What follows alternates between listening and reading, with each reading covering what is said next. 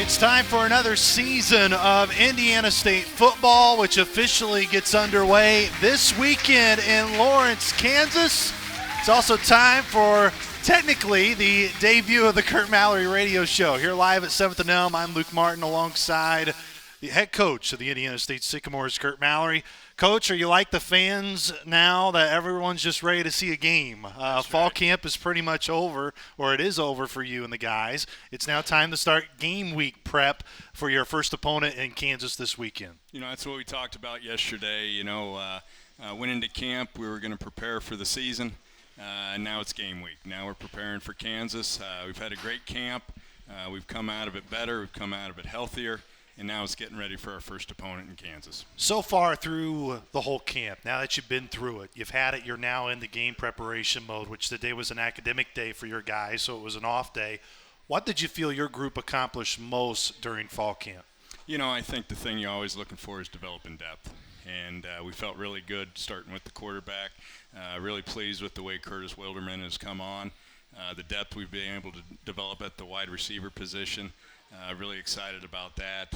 We've got some veterans coming back on the O-line, but we've got some young guys that are going to have to emerge. But really like the way it's developed on the depth. Defensively, the same thing. We're going to have to be strength in numbers on the D-line. We got 21 D-linemen that came to camp, and you're going to see a lot of those guys play. And we really like the way our linebacker crew, we're really young as far as backups. Of course, we have two veterans in Clayton Glasgow and Jonas Griffith, but behind that we've got a lot of youth. And then secondary, got some faces in there that maybe haven't played as much, but we're looking forward to seeing those guys play. You mentioned a lot of those guys were guys you either recruited or, of course, were here when you and your staff first got here, and a lot of your staff is here tonight. Mm-hmm. What's been the biggest joy, I guess, for you and the staff, understanding there's still a season to go and there's still more you guys want to accomplish, but to really see that depth being built when your first year here, you're really just trying to find guys to fill up a depth chart, where now it's really a challenge for you and your staff to build a travel roster. Yeah, absolutely. You know, we can travel 70 guys to Kansas, and we're able to do that, obviously, but you know, the thing I think that's, the thing that we enjoy the most is just watching this leadership develop. It didn't happen overnight, and you saw it start to come together when we were 0-11. We knew we had a group of young men that if we built it around, brought in some other guys, we had a good foundation. And those guys are now seniors. Jonas Griffith is now a senior. The 5 starting offensive linemen, they're now seniors. You know, you have guys like that have really emerged and been around the program, and you see some other guys too as well. But guys that we've been able to build it around and see them develop, and we really like the leadership that we have on this football team. You mentioned the leadership, and one of the things that we talked about earlier today in your weekly press conference was you talked about your 2 captains, and Ryan Boyle and Jonas Griffith, and you said there's some teams you've been a part of where the quarterback has been the leader and maybe the captain at one time, or where the linebacker may be the best player and the leader at one time, but never have you been a part of a team where your 2 captains and your 2 best players are your quarterback and your Mike linebacker. Why is that important, and why do you feel that is a point that you continue to bring up with me and many others when you talk about your team? Well, obviously a quarterback, we're going to go as he goes. It's the only position that touches the ball every play. He's going to go, and obviously he's got a lot of experience under his belt from last year. Last year he was kind of just finding his way, and he just got better as each week went on. And of course, he was elected second-team all-conference, but now he's really emerged as a leader. Jonas Griffith has done a tremendous job, at the middle linebacker position, also being a leader since he's been here. And so, but it's not just those 2 guys. What we have is we have leadership in every position room. You go in the tight end room, you got Zach Larkin. You go in the wide receiver room, you got Ron Morgan and Dante Hendricks. And those are just to name a few. Dakota Caton, some of those guys. You got the offensive line, you got 5 guys that are all going to provide leadership. You go in the linebacker room, you got Clayton Glasgow and Jonas Griffith. You go in the defensive line room, you got Michael Gant, Caleb Brewer, Cade Perrott, Noki Moala. In the secondary, you got Khalif Copeland and Michael Thomas and Makai Ware. So you got great leadership. You go into the specialist room, you got Jerry Nunez and Travis Reiner and Wyatt Harwood. So we got leadership in every room and every position. It's been the first time since I've been here. You mentioned the momentum, too. We've talked many times about what last year's group was able to accomplish, winning 5 in a row to end the season. It was tied for the best record Indiana State's ever had in the Missouri Valley Football Conference. Winning 5 games in the league is really hard to do. But how is your group throughout the offseason, throughout fall camp, not just stuck to what you did last year, but to try to build on that and make it an even better year here in 2019? Well, I think the team did a great job of moving forward. Sure, there was disappointment, but it was time to get back to work. And when the season was over, that's exactly what they did. They came to work that following week, and we got in the weight room. And we knew that we were going to have to do some things a lot better. And it was going to start in the off season, and that's exactly what they did. They had they went home over break, continued to work on their own, came back in the winter conditioning, had our tremendous winter conditioning program, went into spring ball, and thought we picked up where we left off at the end of the season. And then throughout the summer, that's where our leadership really showed. You know, we had guys that were leaders in each position group, and they were able to do stuff on their own throughout the summer, and that's where it started, was with the leadership.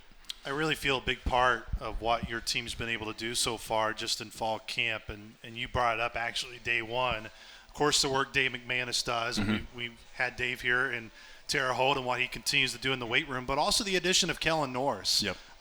Kellen's not here tonight. I don't see him here. But I know all the coaches that are here tonight, too, from Julian Adam with soccer to Brett Carey with basketball who's here. They all see the impact that Kellen's not just had with your program, but throughout all the teams here already. How big has just he been in the addition to your program, what he does with your guys, but also the fact, like you mentioned, you entered fall camp with 3 guys out for the year. You in fall camp was still just the same 3 guys out for the year. You know, I don't know if I've ever been anywhere where we came out of spring ball as healthy as we have. Sure, we have some bumps and bruises and some, minor, soft tissue deals, but we'll have everybody back. And, a lot of that goes to the work that Coach McManus did in the conditioning part, but also Kellen Norris. I mean, he did an unbelievable job of monitoring these guys and having rep counts, and then we came out of camp with no one out for the season. But you know what? With all that being said, Kellen did a great job, but our team did a great job. They did a great job of listening to Kellen, taking care of themselves, hydrating, stretching, cold tubs, taking care of their bodies. And then our team and our coaches did a great job of how we practiced. And they bought into taking care of one another and staying off the ground. And obviously when we were going to go, we were going to go. But, I thought as a group did a tremendous job of keeping each other healthy. I feel like when fans kind of maybe hear those explanations of, man, our guys really know how to practice, sometimes that may not ring to them as being important. But why is that important? Why is it important to have a locker room of 105 guys where all of them understand not just the expectation at those positions, but how to practice, how to go through a week, and how to get prepared for a game?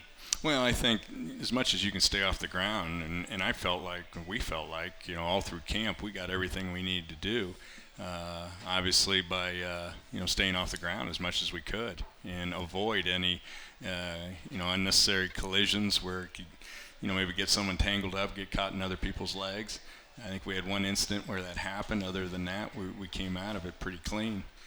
But I think it was a very conscious effort. I think our staff deserves a lot of that credit because they coached it. They coached it on the film. They was very clear on how we wanted practice, what the expectation was, how we were going to tag off, and how we were going to stay off the ground. That wasn't something that was just said. That was something that was taught each and every day in every play. We're, of course, going to get to know your staff throughout the year. Going to have each of your assistants join us once a week. We'll have Coach Switzer coming on later on in the show here tonight. Of course, Coach Switz was with us a year ago. Really, you don't have anyone that you're adding totally new other than Marcus coming in at the running back spot. But how big has it been just to have somebody in that offensive room with Coach Switz and, of course, Coach Joe Hastings where the continuity is there and, of course, the Aaron Young, who's been on staff and been a Sycamore too, it really seems like your offense, from just a voice of a coaching staff, really has not missed a beat, even though guys may have new titles. Sure. I think, we were able to put together a staff. It's the best staff I've ever been part of, and I truly mean that. They enjoy working with one another. They work really well together.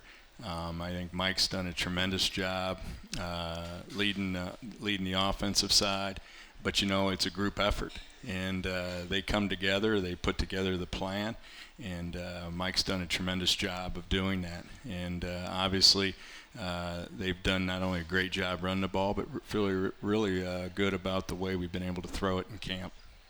When you go and you progress now in game week mode, what are really the nerves like? And maybe nerves aren't right to describe it, but what is this week like for you, knowing probably the confidence you have in the group that you have, but also knowing it is going to be the first time you see your guys go live against somebody else in about 6 days? We've talked to the team.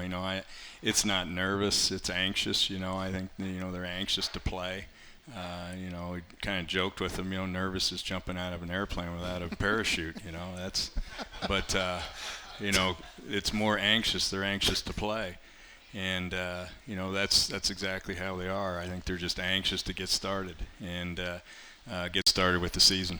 Well, Coach, we'll talk to you and kind of preview Kansas a little bit later on the show, but we're going to take a break. When we come back, we're going to be joined by Lindsay Allman, the head coach of the Indiana State Women's Volleyball Program. You're listening to the Indiana State Coaches Show here from 7th and Elm Bar and Grill.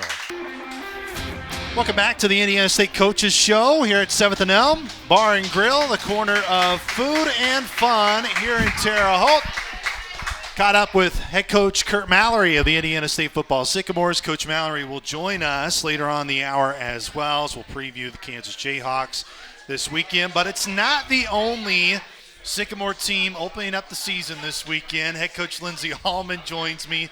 Is it hard to believe, Coach, that this is your third season, going on year 3 here in Terre Haute? Yeah, it's incredibly hard to believe that. It's amazing how fast time goes by. You don't realize it. But I was just talking to my staff the other day. Where we are now compared to where we were this day last year is exciting to see. We're making steps in the right direction, and I'm looking forward to just hitting the court this weekend for sure. Luckily, over the weekend, you were able to get some blue and white scrimmages with your group. What were the biggest things you and your staff took away from those 2 on-court competitions that your team was able to have? Yeah, the biggest thing is we have some depth and we have a lot of competition within the roles. We needed to establish who our starting libero was going to be, who our starting setter was going to be. So we needed to go through a game-like experience and let the girls just put the pieces together and kind of ball out a little bit and see who's going to perform. It was really nice to see the chemistry on the court, what was happening, the level of grittiness, the level of execution. We really aren't making a ton of errors, and volleyball is a game of mistakes, and there's a fine balance of going after it, taking some risks, versus keeping the ball in play and getting back into the transition defensive side of it. And the good part is we're not making those errors, so we're going to create some opportunities. Now for us, we got to work through, and that's going to be the big thing this preseason is scoring early and putting the ball away as early as we can to try to cut down on the transition side of the game that can tire you out. I think it's been about a week or so ago when we did a video shoot with your team, and kind of the one consistencies or one of the things that took away was a lot of new faces, a lot of new key additions that aren't just additions because they're new faces to your roster, but new additions that it really seems are going to add a lot of talent to your group and aren't just going to be young pieces that are going to be staying on the sideline learning from others. They're going to be able to help your team right now. Yeah, you're going to see, for example, Melina Tedrow, right? She stepped into our setting role as a freshman last year due to some injury. And as a sophomore, she's stepping into a large role as our libero now. So you're going to see maybe some familiar faces really taking on large roles. Maddie Williams is doing a fantastic job. She hit 500 both Friday and Saturday night. That's the top of the conference. So if she can sustain that. Cassie Kawa, who's been in the program for a couple years, now fifth-year senior, is fully healthy and is the best she's ever looked. So you're, again, going to see her kind of taking on a larger role as well. But, yeah, there's going to be some freshmen on the court in some key roles that are going to have to do both sides of the game, the offense, the defense, play 6 rotations. You're going to see a new setter on the court. So it's going to take everybody, top to bottom, to be able to perform and put the pieces together for this year, for sure. You mentioned those newcomers, you mentioned those key additions, but those who came back, those who were able to go through last year, what's been the overlining message that you and your staff had and said, this was the lesson that we wanted them to take from a year ago and use to get you back to what you really did so well year one, being able to get into the tournament, be able to win a game, because that's the expectation that you and your staff have for this program. Yeah, absolutely. I think they're able to keep their head on straight in regards to last year. Kind of got out of control within the injuries and that type of stuff, and so a big part of it is we just had to move on. We had to get over it. We had to train our butts off in the spring, and then we had to develop the skills. Melina spent the whole year setting for us. She did not get the experience she needed from a DS libero standpoint, so she had to dive in over the spring and learn how to play that role, and she did a great job with it. We had Maddie Williams, another one who had to train a ton in the middle, get her up to speed, and Rhiannon, I always want to say Rhino, but that's her nickname, Rhiannon. Same thing. She had to learn to manage her airs a little bit over the spring. So, the big message is just to continue to just dig in and reset and kind of get back on track and stay healthy. Lindsay Allman joins me, the head coach of the Indiana State Women's Volleyball Program, here live from 7th and Elm Bar and Grill, corner of Food and Fun for the Indiana State Coaches Show. I almost feel a little bit I'm previewing a season for a Mitch Hannes baseball team because it seems like you're on the road for the first 2 months of your schedule. It's not exactly 2 months, but of course the first couple of weekends you will be on the road against some really good competition, which starts with the Green Bay Invite this weekend. Why put this schedule together? What do you like about this schedule from the terms of what you're going to find out about your group over these next couple of weeks being away from Terre Haute? Yeah, I'm always going to schedule tough in preseason. We got to get that experience, whether it's the big time, big arena, Power 5 experience, or if it's just a very, very good team. And if you look at both of our seasons the last 2 years, we've actually finished with the same record. We won a lot in preseason last year, and then before the injuries kind of hit us, and then we won a lot my first year in conference. And at the end of the day, it comes down to what we do in conference. And I truly believe, our game against Drake my first year, I don't know if we would have been as successful if I hadn't put them in that experience in preseason, even though, the end result wasn't there yet. So I'm going to always maintain that. I want the message to stay the same to the team every year, regardless of who's in my gym each season, because it is about getting that experience and learning to win and learning to fail, right? And how do we grow from that and how do we get better? And again, I'm a competitive person, and you never get that opportunity to knock off Michigan State if you don't schedule them. So, and teams knock those teams off all the time, and so we got to do it. And because Northern Iowa is going to be a top 25 program in our conference, and so we got to be able to battle with the best. You mentioned, I think so much at times, folks will look at the Missouri Valley. Football league is a little bit different from even the basketball league, but look how good the Missouri Valley Conference is in baseball with 3 teams getting in to the NCAA tournament. You look at from a women's basketball perspective, Missouri State went to the Sweet 16 this past year. Well, guess what? Your sport's really good in volleyball in the Missouri Valley Conference too, which is why you said you want to schedule tough, because once you get into that league, you're going to go up against some really good teams that aren't just good in your league. They're going to be good whoever they go up against come postseason play. Yeah, I mean, not only are we truthfully in the top mid-major, if you want to put us in a box there by saying that, but we're also in the toughest region, right? From a volleyball standpoint, there's some fantastic volleyball right along Highway 70, and we got to compete. It's easy to recruit. Which is really, really exciting. But the Missouri Valley Conference is very good. It's historically a multi-bid league, and in the next couple of years here, hopefully sooner than later, we're hoping to be one of those multi-bids. For your team to have success this year, what do you believe are going to be some of those key things? I know you're going to obviously develop those as you go throughout these next couple of weeks, and it's a really hard question to answer and probably a wrong question for me to ask right now. But what do you believe are going to be those main things, Coach Allman, that 3 months from now, when we look back and say Indiana State had a successful season, this is the reason why? Yeah, our culture is really strong right now. It's truthfully probably the best it's ever been, and the girls are echoing that. And that goes a long way, probably in every sport, but specifically volleyball, because that's what I know.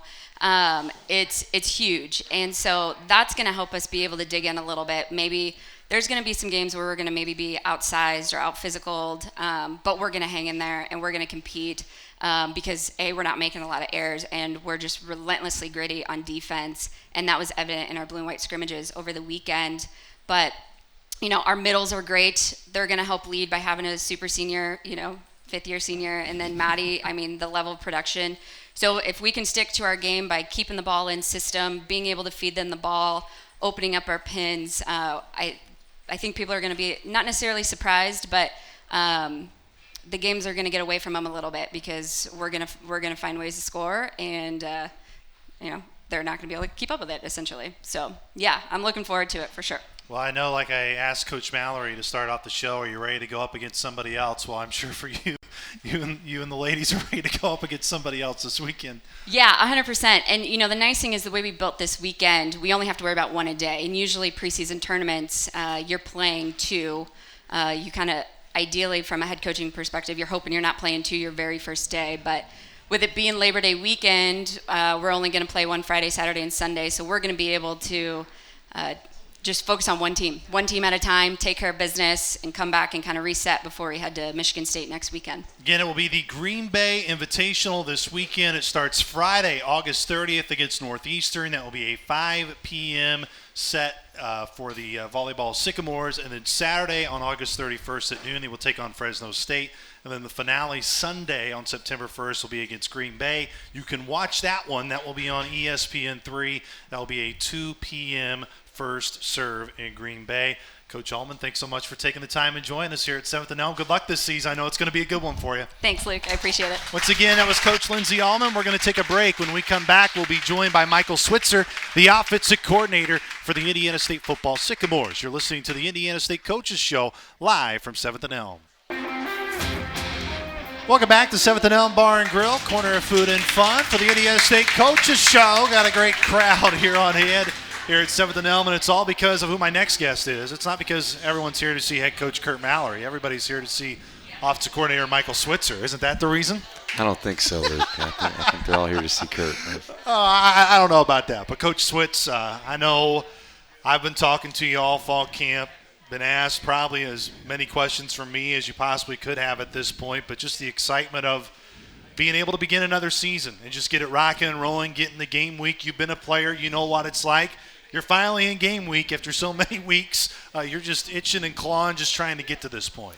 Ready to roll. There's no question. I think, we had a scout report meeting with our guys yesterday, and the excitement that those guys have at this point in terms of being ready to play somebody else.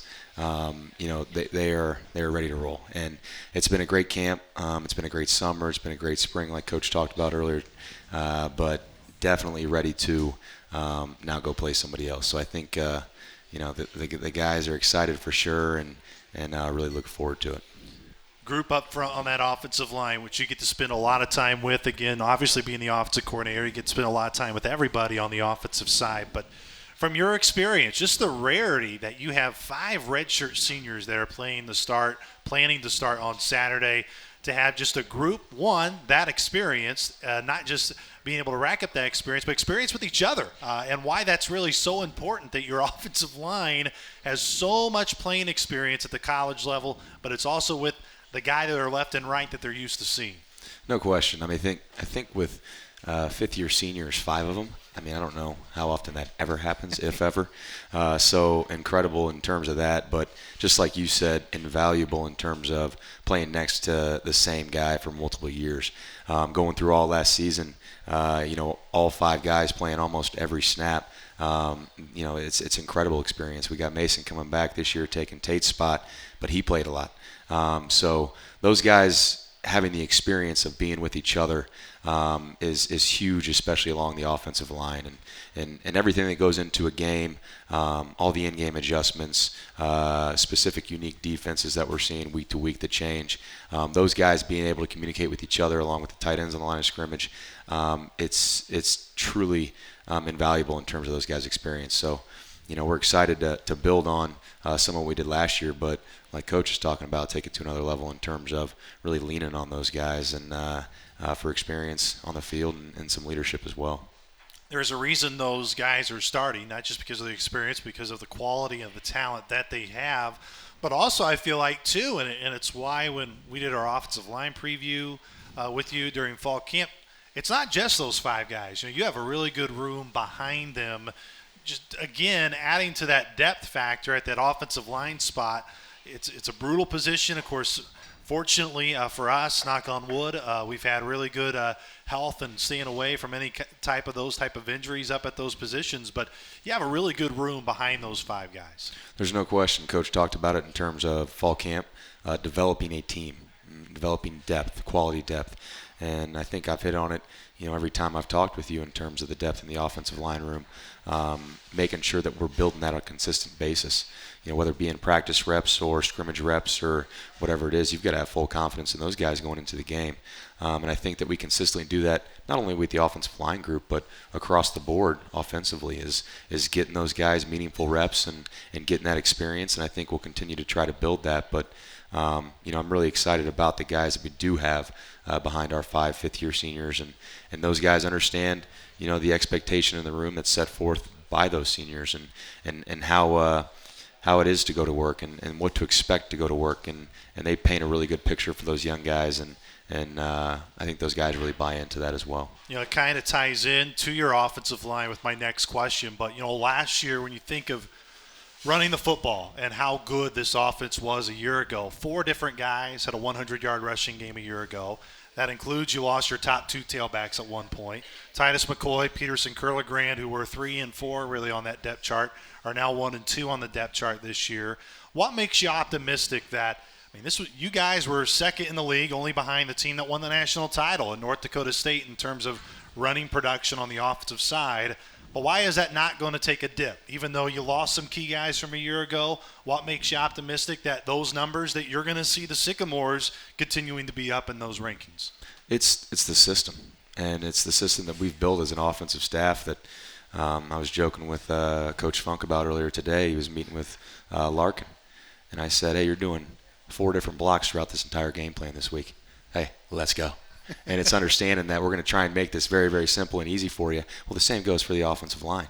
We're asking these guys to do a few specific things over and over and over again. And week to week that changes, of course, in terms of what we're attacking game plan-wise. But it's the system and making sure that we know exactly what to do and exactly how to do it. Gives those guys up front confidence. It also gives the running backs confidence, whether it is your first or second, or towards the end of last year, our 3rd and 4th. Put anybody back there, we feel great about our depth at running back. Not just 1 and 2, 3 or 4. Getting those guys reps once again, talking about depth that we built throughout fall camp. We had everybody getting reps, and those are invaluable as well. So, I think it's a lot about the system and the guys feeling confident up front, the O-line and the tight ends, and the backs as well is put anybody back there, and we really allow those guys to go make plays and make their base reads, and I think that that's allowed us to be successful. Michael Switzer joins me. We are live from 7th and Elm, corner of Food and Fun here in Terre Haute, as it's the Indiana State Coaches Show, talking Indiana State football. As the Sycamores will open up the season this weekend at Lawrence, Kansas, against the Kansas Jayhawks. Kickoff will be at noon Eastern this Saturday. Coach Switz kind of building off of that a little bit too. I think at times last year, as we were watching the offense progress throughout the year, you look at how that offense ran, specifically from that quarterback spot, it didn't look like Ryan Boyle was a guy who was taking snaps at quarterback for the first time in basically 4 years, for the first time since he's been in high school.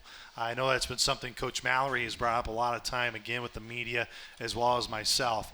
As you've seen Ryan throughout fall camp and have game planned with him and met with him in a meeting room, just how much more comfortable is he, not just at that quarterback spot, but also just in his own skin and the comfortability around you guys? Very much so, and that's what we've tried to instill starting in spring ball, and making sure that our offense isn't just one-sided, and making sure that our pass game as well with Ryan, the comfortability, that continues to go up.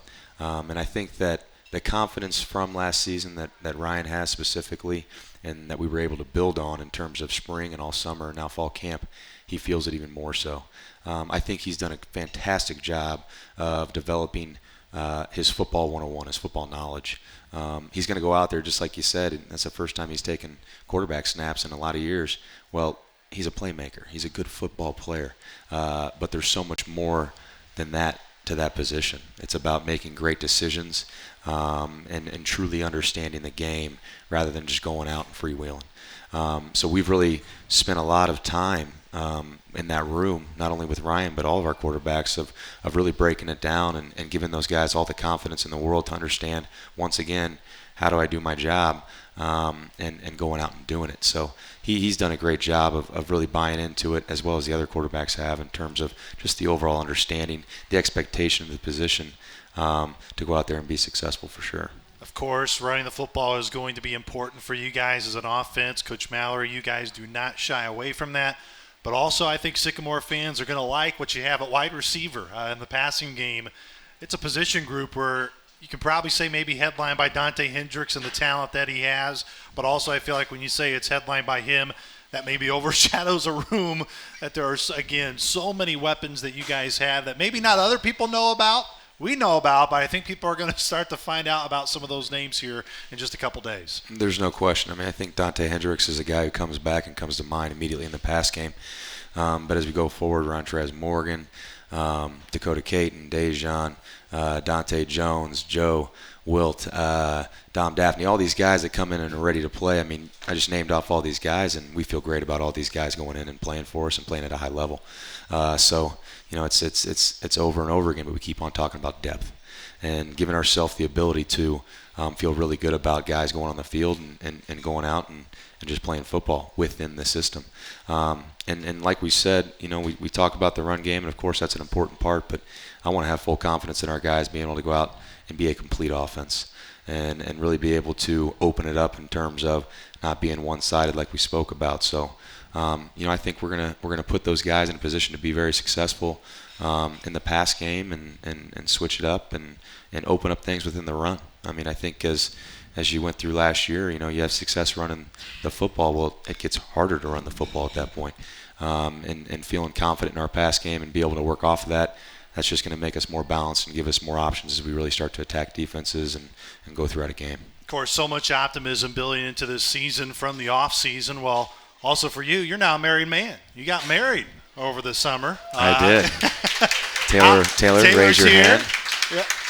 How's life been now as a married man here going through your first football season as a married man? It's been awesome. I'm so lucky to have Taylor in my life, and it's a great experience this summer. We got married in Salt Lake City, Utah. She's from Utah, so it was a destination wedding for all my Midwestern family. So it was a great experience, and it's been great since we've been back. And we're loving Terre Haute and loving our little life together with our puppy Maverick, golden retriever Maverick, and we got Lou, our cat, as well. So no, it's been awesome, and Taylor's amazing support, and I love her. So no, it's been great. I know Taylor's going to have a lot of fun with you and hopefully all of us this year for what should be a very fun 2019 season for Indiana State. Again, it all gets rocking and rolling this weekend. Again, the offensive coordinator, Michael Switzer. Coach Switz, always a pleasure, buddy. Thanks for stopping by. Thank you, Luke. Once again, that was Michael Switzer. When we come back, we're going to wrap up the show with head coach Curt Mallory. You're listening to the Indiana State Coaches Show live from 7th and Elm. Welcome back to the Indiana State Coaches Show live from 7th and Elm, corner of food and fun here in Terre Haute. Indiana State, again, opens up the college football season this weekend for the Sycamores. It will be Saturday noon kickoff with the Kansas Jayhawks, a Big 12 team. And Coach Mallory, obviously, it's been an opportunity your program has had the past 2 years. It was Louisville last year, Tennessee your first year here. To get a chance to go on the road to play against a Power 5 team, it's an opportunity not a lot of teams at this level get the chance to do. I know you and your group, you're excited, one, just to play a football game, but, of course, going to be in a great environment. That's a lot of optimism in Lawrence, Kansas for excitement for their season, too. Absolutely. We're looking forward to it. You know, it'll be a great day. Looking forward to the challenge. I know Kansas has some very good football players, so we've been watching them throughout the summer. And we're looking forward to getting the season started with the Sycamores. Yeah, you mentioned it. You know, it's even though you do game plan, of course, and, of course, with Coach Miles taking over at Kansas, there's a lot of unknowns in terms of maybe who their starting quarterback will be, what are some key pieces that go along. But really the focus for you guys all week is it's on you guys. It's about your team it's going to come down to what the Sycamores do on Saturday, because that's really your concern. It's what your team does on Saturday, what you're most concerned about. Well, you go into a game and you kind of want to have an idea what to plan for, but you really don't know. It's the first game, but we're going to have to make some adjustments, and we got a great staff, we got a veteran team, and our coaches will coach them in between series, make the adjustments, and our team is a veteran team. They've played in these games before.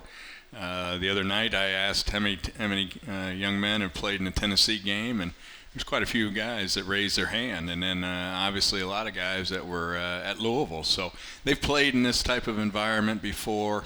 This isn't their first time, and it's an older group, so they're anxious to get going.